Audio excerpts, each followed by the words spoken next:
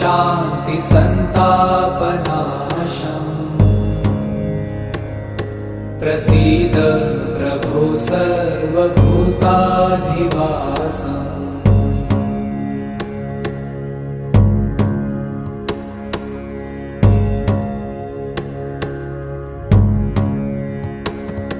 न जानामि योगं जपं नैव पूजा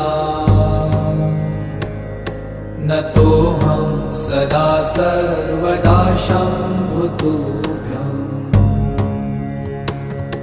जराजन्म दुःखौ गतातप्यमानम् प्रभो पाहि यापन्